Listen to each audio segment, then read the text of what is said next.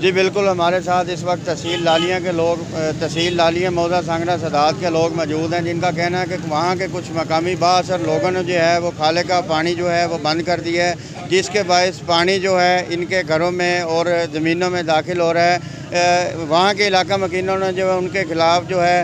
دیگر plate form پہ جو اپلیکیشن بھی موو کی ہے، لیکن ابھی تک دیکھنے میں جو ہے وہ عملی کام جو ہے وہ نہیں نظر آ رہا ہے، جس کے باعث وہاں کے علاقہ مکین جو ہیں وہ سراپا احتجاج ہیں۔ اس وقت وہ اسسٹنٹ کمشنر آفس چنیوٹ کے باہر احتجاج بھی کر رہے ہیں۔ ہمارے ساتھ یہاں پہ کچھ لوگ موجود ہیں، ان سے بات کرتے ہیں اور جانتے ہیں ان کا کیا کہنا ہے۔ جی بھائی جان بتائیے گا۔ تقریباً 1 مہینہ ہو چکا ہے تحصیل لالیوں کو درخواست دی ہے، لیکن اس پہ